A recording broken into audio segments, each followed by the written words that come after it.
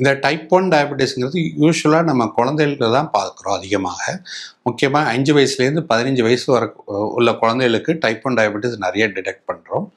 Type 2 diabetes வந்து 30லேருந்து 40 வயசுக்கு அதிகமாக இருக்கிறவங்களுக்கு டைப் 2 டயபெட்டிஸ் அதிகமாக பார்க்குறோம். இது நம்ம டயபெட்டிஸ் பாப்புலேஷன் ஓவரால் பார்த்தீங்கன்னாலே 90% ஆஃப் டயபெட்டிஸ் வந்து டைப் 2 டயபெட்டிஸ் தான். இவங்களுக்கு மாத்திரைகளோ தேவைப்பட்டால் இன்சுலின் கொடுப்போம்.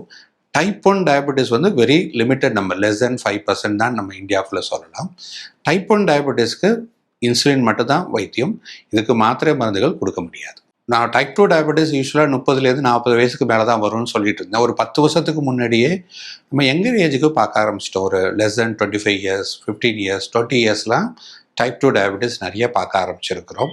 ஸோ டைப் 2 டயபெட்டிஸ் வந்து ஒரு மரபு சார்ந்த ஒரு டயபெட்டிஸ் வகை. அதாவது நம்ம உடம்புல ஜெனட்டிக் பேக்கப், நம்ம ஜீன்ஸில் டயபெட்டிஸ் வரக்கூடிய தன்மை இருக்குது, நம்ம அப்பா அம்மாவுக்கு டயபெட்டிஸ் வரக்கூடிய தன்மை இருக்குது அப்படின்னா நமக்கு டயபெட்டிஸ் வரும். அந்த மாதிரி தன்மை இருக்கிறவங்க, நம்மளுடைய உடல் பழக்க வழக்கங்கள், முக்கியமாக நம்மளுடைய உடற்பயிற்சி எப்படி இருக்கிறது, நம்மளுடைய சாப்பாடு எப்படி இருக்கிறது, நம்மளுடைய தூக்கம் எப்படி இருக்கிறது, அண்டு ஃபிசிக்கல் ஆக்டிவிட்டி எப்படி இருக்குது, இது எல்லாமே மாறுபடும் போது டயபெட்டிஸ் வரக்கூடிய தன்மை அதிகமாகும். ஸோ பேசிக்காக ஜெனட்டிக் பேக்கப் இருக்கணும்.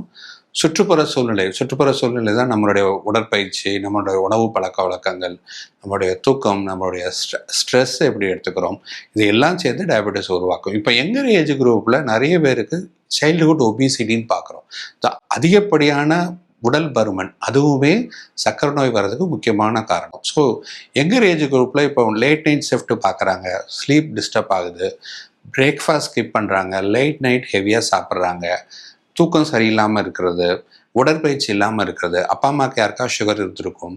ஸோ இந்த பேக்ரவுண்டில் இருக்கும்போது இந்த மாதிரி சிறு வயதுக்காரங்களுக்கு உடல் பருமனும் சேர்ந்து வரும்போது அவங்களுக்கு யங்கர் ஏஜில் சீக்கிரம் டயபெட்டிஸை நாங்கள் பார்க்குறோம்.